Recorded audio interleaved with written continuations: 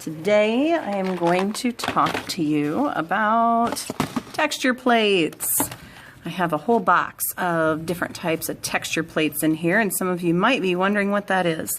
A texture is anything that you can feel, and there is a definite feel to it. So if it's smooth, it would be a smooth texture. If it's rough, you know what rough feels like. Okay. So these are texture plates, and they show different types of textures that you can come across either in nature or just different things that somebody thought would be cool to put on these plates. So this is a brick wall pattern, as you can see. This one looks like is plants. This one is sea creatures. And we're just going to try out a few of these and see how they come out. So the first thing I'm going to do is grab a piece of paper and one of these texture plates. We'll start with the brick wall. And I will grab a brick colored crayon. The other thing you're going to need for this project are some peeled crayons. You want crayons with no paper on them, and so old crayons are great for this. You can just peel off the paper and throw that away, and just keep the peeled crayons to do these rubbings, and you'll see why.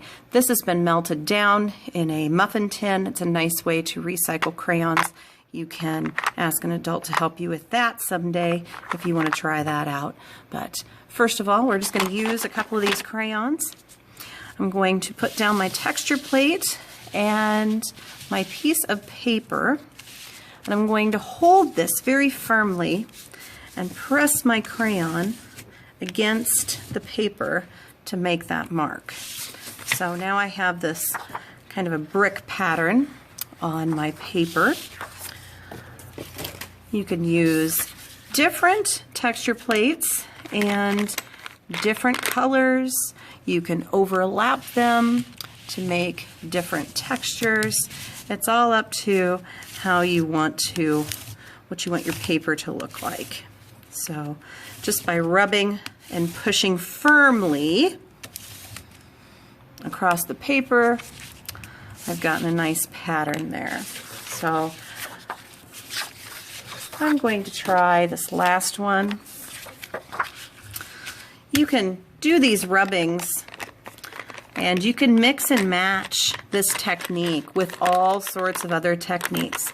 So if you did if you had a nice watercolor, maybe wash on a piece of paper, and you needed to add something to it to just make it extra special, to make it pop, you could try something like this over the top of that.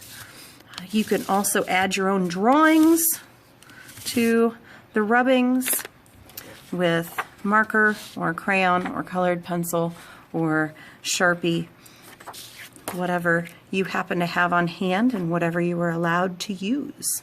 So these are just some different types of rubbings that I've done today, and I hope that you enjoy doing your own rubbings.